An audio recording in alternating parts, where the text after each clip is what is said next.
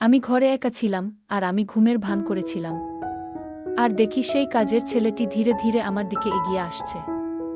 একটু অস্বস্তি অনুভব করছিলাম। কাজের ছেলে এসে আমার কাছেই দাঁড়িয়ে গেল। আমার মনের ভেতর এক ধরনের ভয় আর কৌতূহল কাজ করছিল। কিন্তু তার পরবর্তী আচরণ আমাকে বিস্মিত করল। সে হঠাৎ আমার কাঁধে আলতো করে হাত রাখল। সে মুহূর্তে আমি কিছুটা অবাক হয়ে গেলাম। কিছুক্ষণ স্থির হয়ে রইলাম, কথা বলার জন্য ঠিক কী বলবো তা বুঝতে পারছিলাম না। তারপর সে, আমার নাম পূজা। আমি ছিলাম অনেক সুন্দর আর আকর্ষণীয়। আমি শহরে থাকায় সব সময় মডার্ন শর্ট ড্রেস পরে থাকতাম, যা আমাকে আরও আকর্ষণীয় করে তুলত। আমার স্বামী সব সময় এসব ড্রেস আমাকে দেখতে পছন্দ করতেন। তিনি আমাকে অনেক ভালোবাসতেন। বন্ধুরা, রেডি হয়ে যাও, আজকের গল্পটা অনেক বেশি স্পেশাল, কেউ মিস করো না। আর গল্পগুলো ভালো লাগলে ভিডিওটি লাইক, শেয়ার এবং চ্যানেলটি সাবস্ক্রাইব করো প্লিজ। আমার বিয়ে যে পরিবারে হয়েছে সেখানে আমার স্বামী ছাড়া আর কেউ ছিল না। আমার স্বামী তার বাবা মায়ের একমাত্র সন্তান ছিলেন। তার বাবা মা খুবই ধনী ছিলেন, কিন্তু এক দুর্ঘটনায় তারা দুজনেই মারা যান। এরপর সমস্ত সম্পত্তি আমার স্বামীর নামে হয়ে যায়। আমার স্বামী তখন সম্পূর্ণ একা এবং অগাধ সম্পত্তির মালিক ছিলেন। আমাদের বাড়িতে সবকিছুই ছিল, কিন্তু একটাই জিনিসের অভাব ছিল, সন্তান। আমার স্বামী ব্যবসার কাজে খুব ব্যস্ত থাকায় এই বিষয়ে কখনো ভাবেননি। কাজের কারণে তিনি প্রায় বিদেশে থাকতেন। আমি বাড়িতে এক রানীর মতো থাকতাম। বাড়ির সব কাজের জন্য কর্মচারী ছিল, তাই আমাকে কিছুই করতে হতো না। দৈনন্দিন রুটিনের মতোই আমার স্বামী আমাকে জানালেন যে তিনি ব্যবসার কাজে বিদেশে যাচ্ছেন। তিনি বললেন, আজ রাতেই আমার ফ্লাইট, তুমি নিজের যত্ন নিও। সেই রাতেই আমার স্বামী বিদেশের উদ্দেশ্যে রওনা দিলেন। আমি রাতটি বেশ শান্তিতে কাটালাম। সকালে ঘুম ভেঙে আমি ঘরের বাইরে তাকিয়ে দেখি আমার 16 বছর বয়সী বাড়ির কাজের ছেলে রান্নাঘরে নাশতা বানাচ্ছে। যদিও তার বয়স 16, তবে তাকে বড়দের মতো দেখাচ্ছিল। সে দেখতেও অনেক সুন্দর ছিল। খুব মনোযোগ সহকারে সে তার কাজ করছিল। কাজ শেষ করেই সে নিজের ঘরে চলে যেত। তবে আমার মনের এক কোণে তার প্রতি একটা অদ্ভুত আকর্ষণ তৈরি হচ্ছিল। আমি একজন আধুনিক এবং রূপসী নারী ছিলাম। বেশিরভাগ সময় আমি একাকী থাকতাম, যা আমার জন্যে অনেক কষ্টের ছিল। আমার পোশাকগুলোও বেশ আধুনিক ছিল। অন্য কেউ হলে এতদিনে হয়তো আমার প্রতি আকৃষ্ট হয়ে পড়ত। আমি সব সময় ছোট পোশাক পরতে ভালোবাসতাম, কিন্তু আমার এই কাজের ছেলে কখনো আমার দিকে সেভাবে তাকাতই না, যা আমাকে কিছুটা অস্থির করে তুলেছিল। তখনও আমি ছোট পোশাক পরেই ছিলাম, আর পোশাক পাল্টানোর প্রয়োজনও মনে করিনি। সেই অবস্থাতেই রান্নাঘরে গিয়ে পৌঁছালাম। আমি তাকে নিজের দিকে আকৃষ্ট করার চেষ্টা করলেও সে প্রতিবারই আমাকে উপেক্ষা করত। রান্নাঘরে তখন শুধু আমরা দুজনই ছিলাম, আর বাড়িতেও সারাদিন আমরা একাই থাকতাম। কিছুদিন এভাবে কাটতেই আমার মধ্যে তার প্রতি একটা বিশেষ আকর্ষণ তৈরি হতে লাগল। তবে সে যেন এমন এক অদ্ভুত মনের মানুষ ছিল যে আমার মতো সুন্দরী একজন নারীকে একা পেয়েও তেমনভাবে আকৃষ্ট হচ্ছিল না। যতই চেষ্টা করতাম ততবারই ব্যর্থ হতাম। আজও আমি ইচ্ছা করে বিশেষ ধরনের পোশাক পরে তার সামনে এলাম এবং বললাম, আমার জন্য নাশতা তৈরি করে দাও তো, একটু তাড়াতাড়ি। সে একবার তাকিয়ে চোখ নামিয়ে নিল এবং বলল, আমি আপনাকেই নাশতা বানিয়ে দিচ্ছি ম্যাডাম। তার এমন সরলতা যেন আমাকে আরও বিভ্রান্ত করে তুলল। হঠাৎ আমার মনে হলো, যখনই আমি তার সামনে যাই সে সবসময় কোনো না কোনো কাজে ব্যস্ত থাকে। তাই সে হয়তো চোখ এড়িয়ে যায়। মনে হলো তাকে ফাঁকা সময়ের সামনে পাওয়া দরকার। মাথায় একটু চিন্তা এলো। একদিন তাকে বললাম, আজ আমার শরীরটা ভালো লাগছে না, তাই নাশতা আমার ঘরে নিয়ে এসো। আমার কথায় সে একটু থেমে গেল, কারণ এ পর্যন্ত আমার ঘরে কোনো পুরুষ কাজের ছেলে যায়নি। সাধারণত তারা রান্নাঘর কিংবা বাইরের কাজেই সীমাবদ্ধ থাকত। সে কখনোই আমার ঘরে প্রবেশ করেনি। তবে আজ আমি তাকে ঘরে ডেকে আনলাম। আমি ভাবছিলাম, সে তো একজন পুরুষ, যতই উপেক্ষা করুক আমার মতো আকর্ষণীয় একজন নারীকে এড়াতে পারবে না। ঘরে গিয়ে আমি একদম স্বাভাবিকভাবে বসে রইলাম। কিছুক্ষণ পর সে দরজায় নক করল। আমি তাকে ভেতরে আসতে বললাম। সে একটু দ্বিধাগ্রস্ত হয়ে ঢুকল এবং খাবারটি রেখে চলে যাচ্ছিল। তখনই আমি তাকে থামিয়ে দিলাম। আমি তাকে বললাম, তুমি একা একা রান্নাঘরে এত কাজ করো, নিশ্চয়ই ক্লান্ত হয়ে পড়ো। তোমার সাহায্যের জন্য যদি আর কেউ দরকার হয় তবে আমাকে বলো। কথা বলার একটা অজুহাত খুঁজছিলাম, যেন সে আমার দিকে কিছুটা আকৃষ্ট হয়। কিন্তু সে মাথা নিচু করে দাঁড়িয়ে থেকে বলল, না ম্যাডাম, আমার কোনো সমস্যা নেই। আগে বড় এক পরিবারে কাজ করেছি, যেখানে অনেকের জন্য খাবার বানাতে হতো। এখানে তো দুইজনের জন্যই করতে হয়, তাই আমার জন্য কাজ সহজ। এরপর আমি বললাম, একটা বিষয় আমাকে খুব ভাবায়। তুমি কি আমার একান্ত কথা শুনবে? সে কিছুটা বিস্মিত হয়ে আমার দিকে তাকালো। আমি বললাম, আমার স্বামী আমাকে সবসময় স্বাধীনতা দিয়েছেন, কিন্তু এই স্বাধীনতার অর্থ এতটা স্বাধীন ভাবিনি যে আমাকে বাড়ির যুবক কাজের লোকদের মাঝে একা রেখে তিনি চলে যাবেন। আমি বললাম, আমার স্বামী তোমার উপর এত বিশ্বাস করেন কেন? তোমার মধ্যে এমন কি আছে? আমার প্রশ্ন শুনে সে কিছুক্ষণ চুপ থাকল। তারপর বলল, এটা তো আপনার স্বামীই বলতে পারবেন। আমার কাজ এই বাড়ির দায়িত্ব পালন করা, আর সেটা আমি যথাযথভাবে করছি। যদি কোনো অভিযোগ থাকে তাহলে আপনি তাকে জানাতে পারেন। সে চলে যাওয়ার চেষ্টা করছিল, তখনই আমি বললাম, আমার তোমার উপর বেশ কিছু অভিযোগ আছে। আমার কথায় সে একটু অস্থির হয়ে গেল, কারণ আমার সুরে কিছুটা কড়াভাব ছিল। সে ভেবেছিল আমি হয়তো তার কাজ নিয়ে অসন্তুষ্ট, আসলে আমার মনোভাব অন্যরকম ছিল। সে চিন্তিত হয়ে বলল, আপনার কি অভিযোগ আছে আমার বিরুদ্ধে? আমি তো সবসময় চেষ্টা করি যাতে আপনাকে কোনো অসুবিধা না হয়। আমি বললাম, এই বাড়িতে রাতে একা থাকলে আমার একটু ভয় লাগে। আমি চাই আমার সঙ্গে একটি সাহায্যকারী থাকুক, কারণ বাড়ির সবাই কাজ শেষে কোয়ার্টারে চলে যায়। আমার কথা শুনে সে কিছুটা বিস্মিত হল। আমি ইচ্ছা করেই তাকে কিছুক্ষণ আমার ঘরে রাখতে চেয়েছিলাম, মনে মনে নিশ্চিত ছিলাম যে সে আমার দিকে বেশিক্ষণ তাকিয়ে থাকতে পারবে না। আমার সামনে খাবার ছিল, তবে তখন আমার মন সেই নতুন কাজের ছেলেটির দিকে চলে গিয়েছিল, যার বয়স মাত্র 16। আমাদের কথোপকথন চলছিল এবং হঠাৎ খেয়াল করলাম, তার দিকে তাকিয়ে থাকতে থাকতে আমার দৃষ্টি একসময় তার দিকে নেমে এলো। আমি একটু থমকে গেলাম। আমার এমনভাবে তাকানো দেখে ছেলেটি একটু অস্বস্তিতে পড়ল এবং কৌতূহলী চোখে তাকিয়ে বলল, ম্যাডাম, এসব বিষয়ে আপনার স্বামীর সঙ্গে শেয়ার করুন। এরপর সে দ্রুত ঘর থেকে বেরিয়ে গেল, আর আমি চুপচাপ বসে ভাবতে লাগলাম, যাকে এতদিন শুধু কাজের ছেলে ভেবেছিলাম, সে যেন সম্পূর্ণ আলাদা এক ব্যক্তিত্ব। এই চিন্তা আমার মাথায় ঘুরতেই থাকল। এরপর আমি নীরবে তাকে লক্ষ্য করতে শুরু করলাম। পরদিনও আমি তাকে আমার ঘরে আসতে বলার চেষ্টা করলাম, কিন্তু সে সোজাসাপটা বলে দিল, আমি বাজারে যাচ্ছি, তাই নাশতা বাইরে করে নিন। তার কথায় আমি অবাক হয়ে গেলাম। কেন যেন তাকে নিয়ে আর কোনো আদেশ দিতে পারছিলাম না। মাঝে মাঝে সে আমাকে লুকিয়ে দেখত। একদিন দুপুরে ঘুম থেকে উঠে মনে হলো তার জীবনটা কেমন তা জানার ইচ্ছে হলো। তাই আমি কোয়ার্টারের দিকে পা বাড়ালাম, কারণ সে কোয়ার্টারে থাকে। যেন দেখার চেষ্টা করি তার জীবনযাত্রা কেমন। জানতাম সে কোয়ার্টারেই থাকে। তাকে নিয়ে আমার কৌতূহল যেন দিন দিন বাড়ছিল। আমি তখন কোয়ার্টারের দিকে এগোচ্ছিলাম, হঠাৎ দেখলাম সে ধীরে দরজা বন্ধ করছে।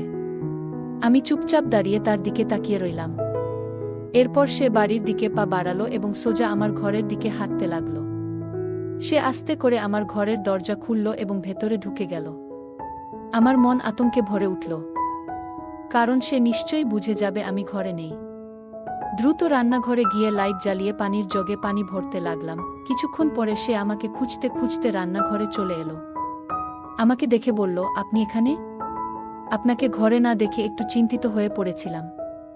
আমি তাকে দেখে বললাম, তুমি কেন আমার ঘরে আমাকে খুঁজতে গিয়েছিলে?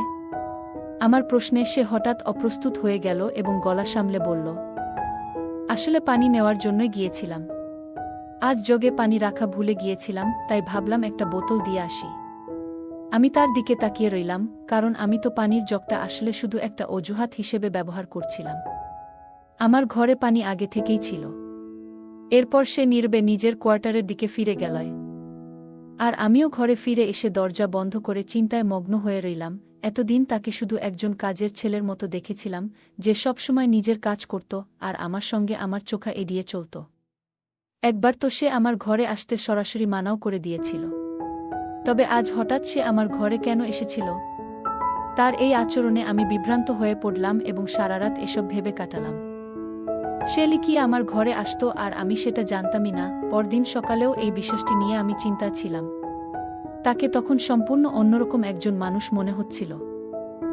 সে আজও আমার সামনে সেই একই শান্ত দৃষ্টিতে তাকিয়েছিল। এখন সে প্রায় আমার দিকে তাকিয়ে থাকে। সে মাথা নিচু করে নম্রভাবে কথা বলছিল এবং আমাকে খাবার দিয়ে আবার ঘরের কাজে মন দিল। রাত নামল, আর আমি সারা রাত এপাশ ওপাশ করেই কাটালাম। সিদ্ধান্ত নিয়েছিলাম, এবার যদি সে আমার ঘরে আসে তাহলে আমি প্রশ্ন করব, তার আসল উদ্দেশ্য জানতে চাইব। আমার মনে হচ্ছিল রাতে আমি ঘুমিয়ে পড়লে সে ঘরে ঢুকে কেন আসে। কিছুক্ষণ পরই দরজার কাছে পায়ের শব্দ পেলাম। সঙ্গে সঙ্গে আমি ঘুমের ভান করে পড়ে রইলাম। কিছুক্ষণ পর দরজা খুলে সে ঘরে ঢুকল। তার এভাবে ঘরে আসা আমাকে অস্বস্তিতে ফেলে দিল। সত্যি বলতে আমি খারাপ চরিত্রের কেউ নই, তবে তাকে নিয়ে এক অদ্ভুত আকর্ষণ অনুভব করছিলাম, তাই তার মনোযোগ পেতে চেষ্টা করছিলাম। কিন্তু কখনোই মনে করিনি সে আমার সম্মানহানি করবে বা আমার একাকিত্বের সুযোগ নেবে। আমি ঘরে একা ছিলাম, আর তাকে ধীরে ধীরে আমার বিছানার দিকে এগিয়ে আসতে দেখে আতঙ্কিত হয়ে পড়লাম। স্বামীর উপর হতাশা কাজ করছিল। কিভাবে সে আমাকে একা এখানে রেখে অচেনা লোকের উপর এতটা বিশ্বাস করতে পারল? কাজের ছেলেটি আমার বিছানার কাছে এসে থেমে গেল। আমার বুকটা আতঙ্কে ধকধক করতে লাগলো, কিন্তু তার পরবর্তী আচরণ আমাকে অবাক করল। সে হঠাৎ আমাকে এমনভাবে স্পর্শ করল যে আমি কিছুটা বিস্মিত হয়ে পড়লাম। এক মুহূর্ত স্থির হয়ে থাকলাম, কোনো কথা বললাম না, আর কিছুক্ষণের মধ্যেই সে চলে গেল। পরের দিন মনটা যেন অদ্ভুত এক অনুভূতিতে ভরে ছিল, বারবার সেই ঘটনার কথা মনে পড়ছিল। কিছু সময় পর যখন সে আমার কাছে খাবার নিয়ে এল, আমি নিজের ভাবনা গুছিয়ে নিলাম। তাকে দেখে আমার ভেতরে এক অজানা ভয় কাজ করল। আমার প্রতিক্রিয়া দেখে সেও কিছুটা থমকে গেল। আমি তাড়াতাড়ি বললাম, আমার এখন খিদে নেই, তুমি খাবার রেখে যাও, আমি পরে খাবো। এটা বলে আমি তাড়াতাড়ি নিজের ঘরে চলে এলাম। এখন আর আগের মতো স্বাভাবিক থাকতে পারছিলাম না। তার আচরণ বারবার মনে পড়ছিল। পরের রাতেও সে একইভাবে আমার ঘরে এলো এবং আমার বিছানার কাছে এগিয়ে এলো। আমি ঘুমের ভান ধরে পড়ে রইলাম। যদিও মনে মনে তার সাথে প্রশ্ন করতে চাইছিলাম, কিন্তু আমার মধ্যে যেন সেই সাহসটা খুঁজে পাচ্ছিলাম না। প্রতিদিন একই ঘটনা ঘটতে থাকলো, আর যখনই আমার স্বামী ফোন করত আমি সব ঠিক আছে বলেই কাটিয়ে দিতাম। কিন্তু দিন দিন আমার অস্বস্তি বাড়তে লাগল। সে লুকিয়ে আসতো আর আমার কাছে এসে চুপচাপ দাঁড়ায় থাকত এবং পরে চলে যেত।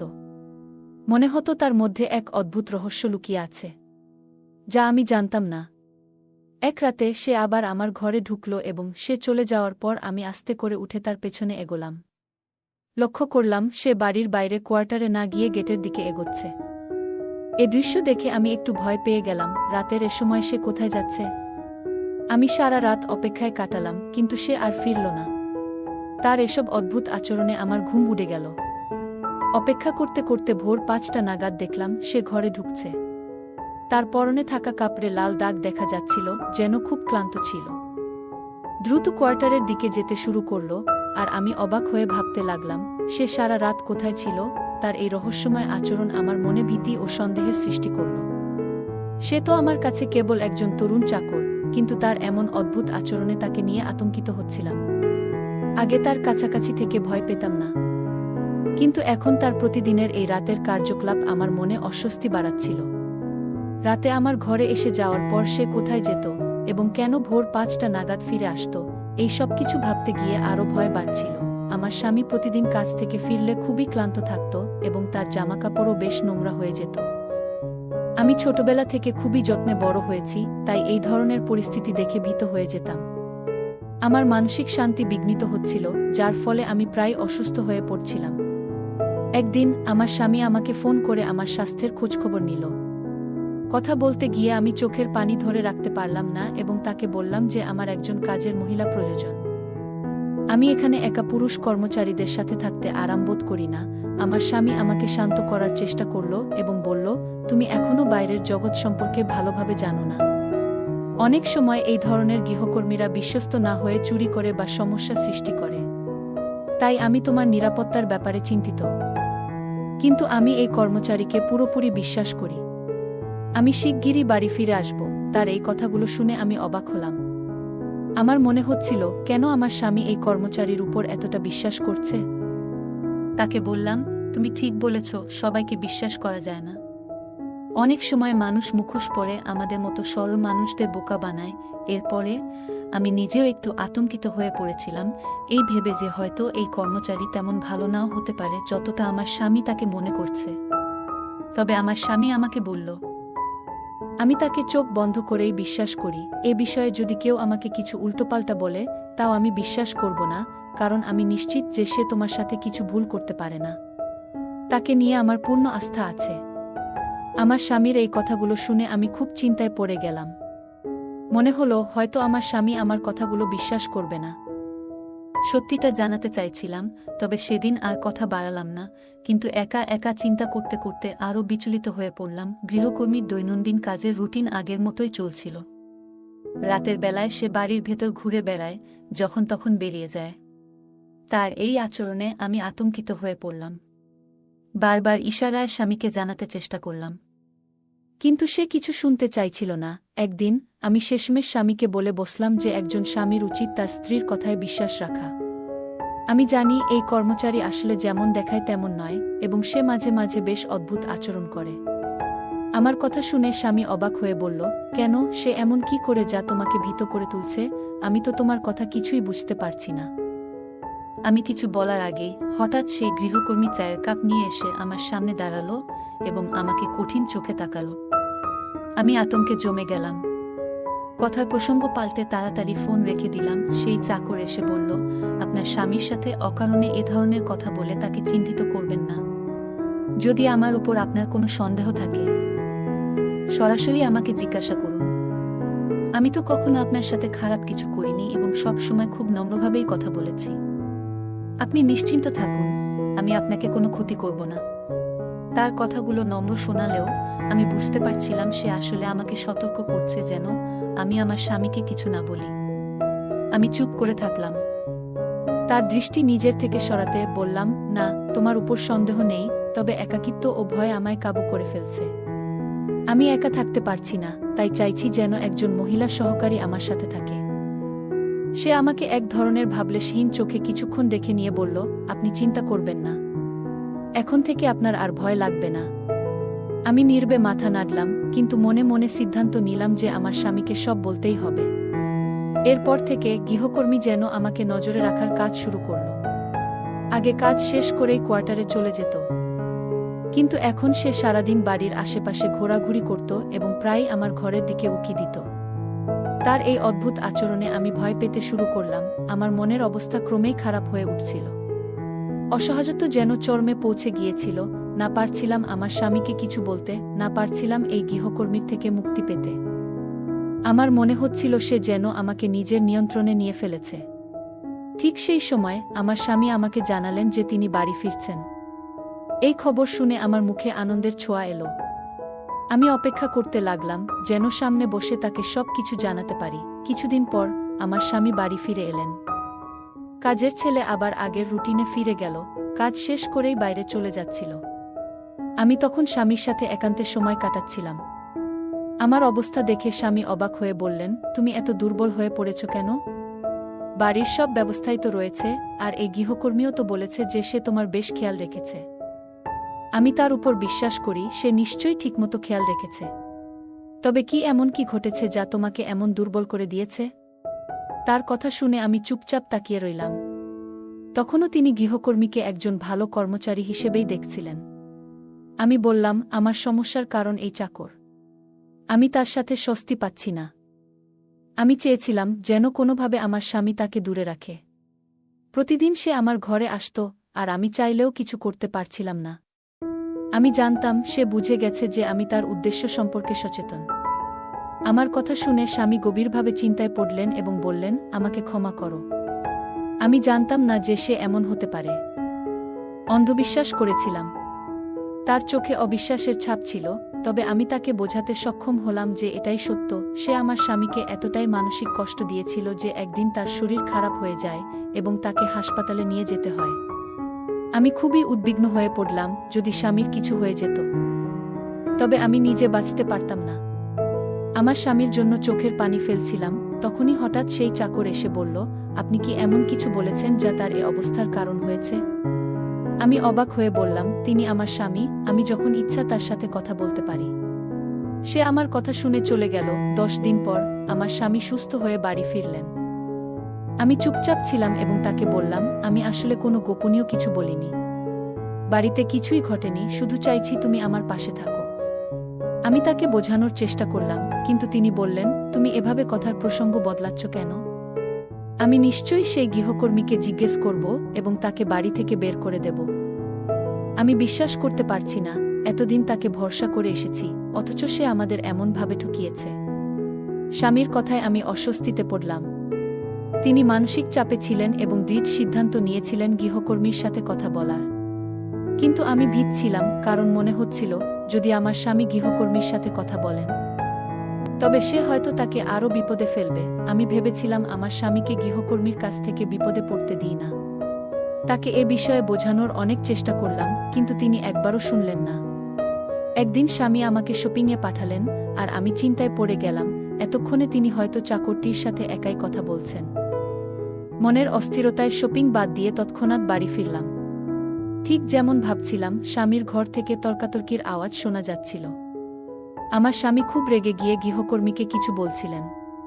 তার কথায় আমি হতবাক হয়ে গেলাম। আমার স্বামী বলছিলেন, আমি তো বলেছিলাম সেই তাবিজটা সতর্কতার সাথে আমার স্ত্রীর উপর থেকে সরিয়ে বাইরে গিয়ে মাটিতে পুঁতে রাখতে। আমি এটি সন্তান লাভের জন্য সংগ্রহ করেছি। আসলে সে অসুস্থ, আর তাই তাকে জানাতে চাইনি। গোপনে তোমাকে দিয়ে এই কাজটি করাতে চেয়েছিলাম, কিন্তু হয়তো সে কিছু সন্দেহ করেছে। এ কথা শুনে আমি কান্নাজড়িত অবস্থায় ঘরে ঢুকলাম। এতদিন ধরে স্বামী আমাকে বলেছিলেন যে তার নিজেরই শারীরিক অসুস্থতা আছে, তাই সন্তান হচ্ছে না। কিন্তু আসল সত্যি ছিল, অসুস্থ ছিলাম আমি। আমার অসুখ এমন যে চিকিৎসার পাশাপাশি বিশেষ পদ্ধতির দরকার। এজন্যই তিনি আমার অসুখের কথা গোপন রেখেছিলেন, যাতে আমি মানসিকভাবে ভেঙে না পড়ি। আমার স্বামী আমাকে অনেক ভালোবাসতেন। আমার স্বামী কখনোই আমাকে মানসিকভাবে ভেঙে পড়তে দেননি। প্রতিদিন গৃহকর্মীটি সেই তাবিজটি আমার শরীরের উপর দিয়ে নিয়ে বাইরে ফেলে আসত, যেন আমার অসুস্থতা দূর হয়। এই সত্যি জেনে আমি লজ্জায় মাথা নিচু করে কাজের সেই ছেলের কাছে ক্ষমা চাইলাম। এরপর আমি ডাক্তারের পরামর্শে চিকিৎসা করালাম, এবং কয়েক বছর পর আমার মা হওয়ার সুসংবাদ এলো।